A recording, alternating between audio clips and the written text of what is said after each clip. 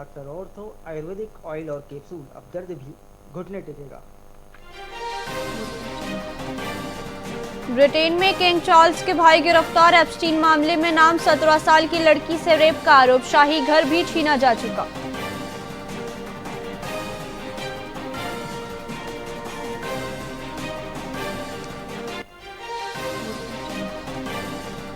अनिल अंबानी बोले, बिना अनुमति देश छोड़कर नहीं जाऊंगा। 40,000 करोड़ रुपए के बैंक फ्रॉड केस में सुप्रीम कोर्ट से हलफनामा, जांच में सहयोग भी करेंगे।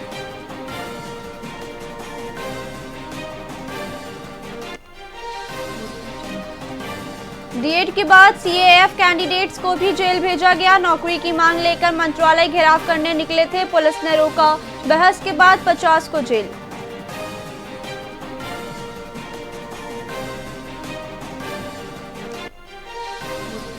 बिलासपुर कलेक्ट्रेट घेरने निकले कांग्रेसियों की पुलिस से झूमाझटकी का कार्यकर्ताओं ने घेराबंदी, बैरिकेड तोड़ा। मनरेगा बचाव संग्राम में शक्ति प्रदर्शन, विजय बोले, गांधी नाम से डरती है सरकार।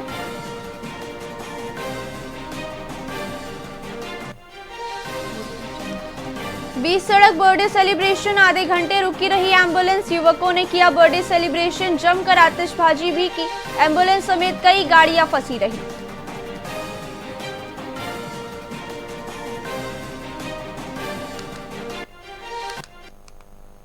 नमस्कार, आप देख रहे हैं वीआईपी न्यूज। मैं हूं प्राची। आइए रुक करते हैं खबरों की ओर।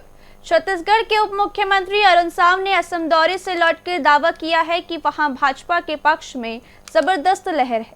साव ने कहा कि पिछले 10 वर्षों में डबल इंजन सरकार ने बुनियादी ढांचे और जनहितैषी योजनाओं से असम की तस्वीर बदली है।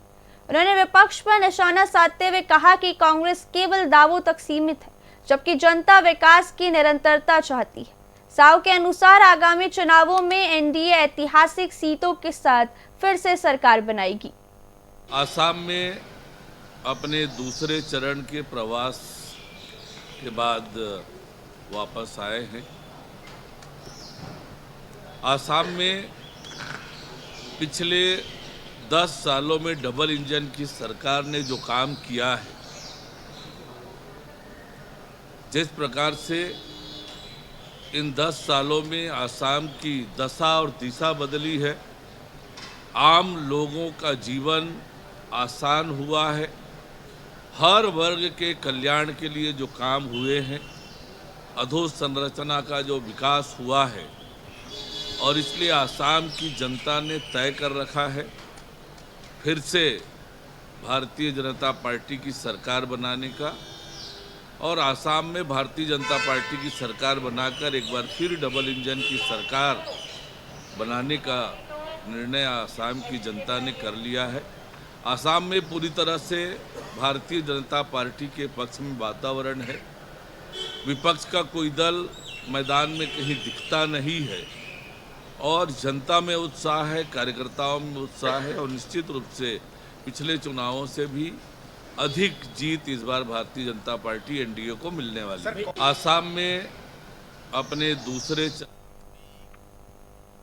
रायपुर में सहायक शिक्षक भर्ती 2023 के रिक्त 2300 पदों पर नियुक्ति की मांग को लेकर 57 दिनों से अनशन कर रहे डीएड अभ्यर्थियों पर पुलिस ने सख्त कार्रवाई की है।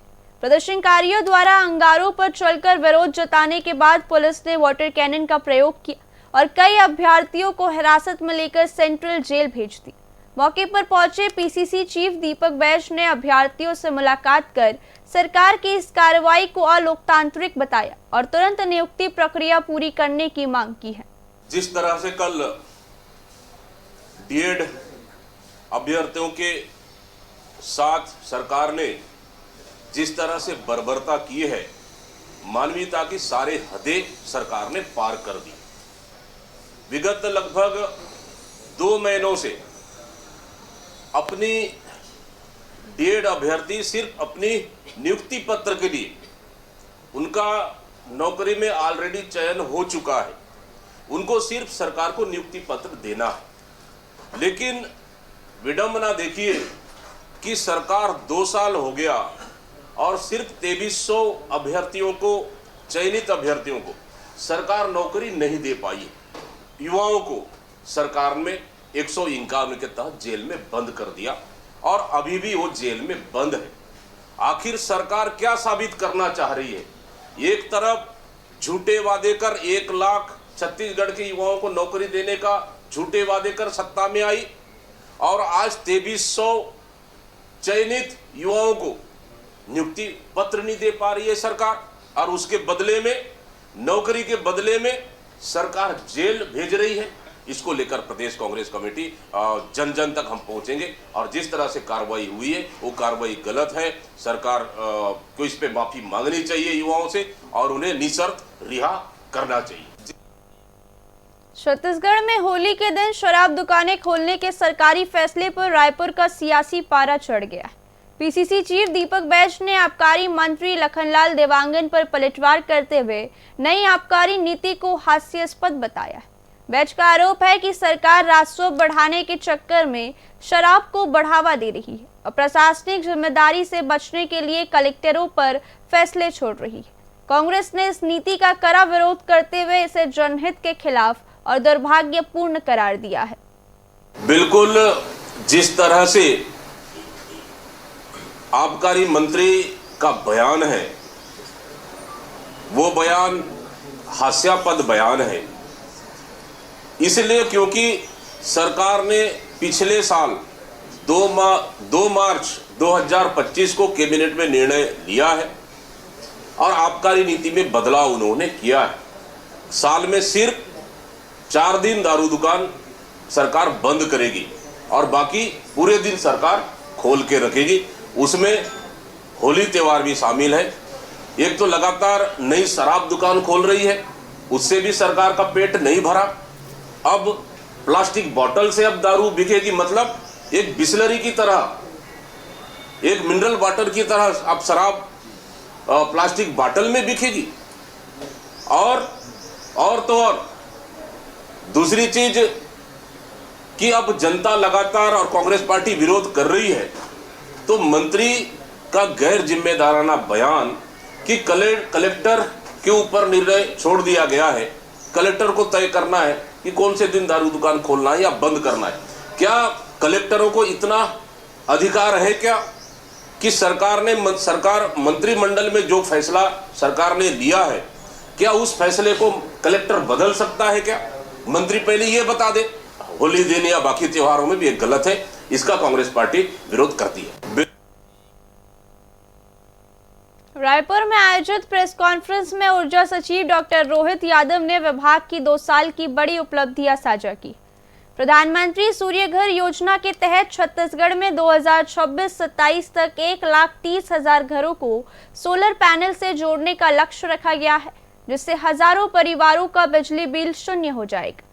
इसके अलावा बस्तर के 524 दुर्गम गांवों में ग्रिड विद्युतीकरण और शहरों में अंडरग्राउंड केबल बिछाने का काम तेजी से किया जाएगा। विभाग ने साफ किया कि प्रीपेड मीटर फिलहाल केवल सरकारी कार्यालयों में ही लगाए जाएंगे।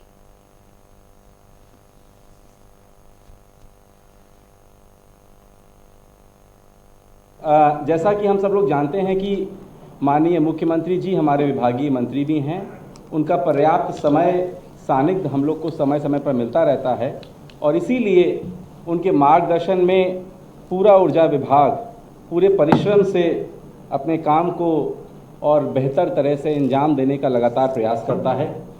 देखिए, यदि हम विद्युत उपभोक्ता की बात करें कि हम लोग जो बिजली कंपनी है वो किन लोगों को बिजली उपलब्ध कराती है, तो हमारे जो कंज्यूमर्स हैं वो लगभग 65 लाख हैं और यदि हम देखें तो उसमें एक बहुत बड़ा आंकड़ा लगभग 15 लाख कंज्यूमर बीपीएल लोग हैं। अर्थात हम लोग जो बिजली दे रहे हैं वो अति गरीब जो लोग हैं, जो बीपीएल कैटेगरी के लोग हैं, उनको उपलब्ध कराते हैं और हमारा पूरा प्रयास रहता है कि सबके घर में कम से कम कुछ बल्ब जलें, कुछ पंखे चलें, उनके मोबाइल चार्ज हों। तो ये एक बहुत बड़ा वर्ग है जिसका हमको ध्यान रखना पड़ता है। जो ग्रीन एनर्जी है, यदि हम कार्बन एमिशन को कम करना चाहते हैं तो किस प्रकार से हमको काम करना चाहिए, जिस प्रकार से इथेनॉल ब्लेंडिंग आप लोगों ने पढ़ा होगा कि जो हम गाड़ियों में पेट्रोल डलाते हैं उसमें भारत सरकार के द्वारा 20% इथेनॉल ब्लेंडिंग के निर्देश दिए गए हैं और छत्तीसगढ़ में पूरा 20% हम लोग इथेनॉल ब्लेंड कर रहे हैं। कुछ यहाँ स्वयं बनाते हैं, कुछ बाहर से आता है। स्टॉक एक्सचेंज में लिस्टिंग हमारी होगी और उम्मीद करते हैं कि अगले 2.5 सालों में हम सभी लोग एक नई भवन जो हमारा बन रहा है उसमें शिफ्ट हो जाएंगे। राज्यसभा चुनाव की तारीख घोषित होते ही प्रदेश में बयानबाजी तेज हो गई है। वरिष्ठ भाजपा नेता दाऊ अनुराग अग्रवाल ने कांग्रेस और पूर्व मुख्यमंत्री भूपेश बघेल पर निशाना साधते हुए कहा कि पार्टी को जनता से माफी मांगनी चाहिए। उन्होंने आरोप लगाया कि केटी तुलसी को राज्यसभा भेजा गया, लेकिन उन्होंने राज्य के हित में अपेक्षित सक्रियता नहीं दिखाई। अग्रवाल ने कहा कि कांग्रेस को जनता के सामने इस पर स्पष्ट जवाब देना चाहिए। चुनाव आयोग ने राज्यसभा चुनाव की तिथि घोषित कर दी है। मार्च में चुनाव है और अप्रैल में नए राज्यसभा सदस्य शपथ लेंगे। कांग्रेस को तो स्पष्ट करना चाहिए कि छत्तीसगढ़ वासियों को धोखा देते हुए जिस केटी तुलसी को उन्होंने राज्यसभा सदस्य बनाया था, क्या फिर से वे राज्यसभा सदस्य बनाएंगे? कांग्रेस के राज्यसभा सदस्य जिसने अप्रैल 2020 में राज्यसभा सदस्य का पदभार ग्रहण किया था, उन्होंने पदभार का सर्टिफिकेट लेने के लिए भी छत्तीसगढ़ आना जरूरी नहीं समझा। लोगों को याद है कि उस समय तत्कालीन मंत्री शिव डहरिया ने वो प्रमाण पत्र लिया था। इस 6 वर्षों में उस केटी तुलसी ने छत्तीसगढ़ के लिए क्या क्या किया, कितने बार वे छत्तीसगढ़ आए और कितने बार छत्तीसगढ़ के लिए सोचे, ये कांग्रेस को स्पष्ट करना चाहिए। वास्तव में तो कांग्रेस के तत्कालीन मुख्यमंत्री भूपेश बघेल और पूरी कांग्रेस को छत्तीसगढ़ वासियों से माफी मांगनी चाहिए कि उन्होंने अपने आकाओं को खुश करने के लिए केटी तुलसी को राज्यसभा सदस्य बनाया। चुनाव आयोग ने राज्यसभा चुनाव की तिथि घोषित। बलौदाबाजार जिले के कसडोल विकासखंड स्थित शासकीय पूर्व माध्यमिक विद्यालय में प्रधान पाठक पर अभद्र व्यवहार और मिड डे मील में अनियमितता के आरोप लगी। एक छात्रा और उसके पालक ने आरोप लगाया कि बच्चों से अपमानजनक टिप्पणी की गई और तय मेनू के अनुसार भोजन नहीं दिया जा रहा। सूचना मिलते ही ग्रामीणों में आक्रोश फैल गया और बड़ी संख्या में पालक स्कूल पहुंचे। उन्होंने निष्पक्ष जांच और दोषियों पर कड़ी कार्रवाई की मांग की है। कोराडी में रहता हूँ, 7वीं कक्षा पढ़ता हूँ। सर पिताजी के बारे में गंदा गाली दे, हर जगह पापा मला गाली देते और ना खीर सही मार के खीर पूरी नहीं मिले और गंदा फिर से गाली देते रहते। कुत्ता की थाली में आप खाना खाते हो कहकर बोलते थे। ग्वाल सर प्रिंसिपल करते हैं और पीठ में मारते हैं और गाल और लड़के ना मुझको मारे हैं। लड़का यहाँ पर इसको गर्दन को मरोड़ करना भी हम पटक दिए हैं। मोर समस्या है कि जो पालक मन ला कोराडी के स्कूल में पढ़ात हूँ, तो जो ग्वाल गुरु जी है ना, बहुत दादागिरी कर रहे थे। और लड़का और लड़का मन ला जैसे कि बदमाशी मारपीट होत है ना, तो मतलब समझाए माफ़ी मंगवा दे करते एक जाए ले और माफ़ी नहीं मंगवाए। 2-3 बार ऐसे शिकायत है इसकी मोर लड़की ला मारपीट करी। वो लड़का है तेरा नाम से मैं आप मन कर बात कर रहा था सर। कोराडी में रहता हूँ, 7वीं कक्षा पढ़। फिलहाल खबरों में इतना ही। देखते रहिए VIP न्यूज़। नमस्कार।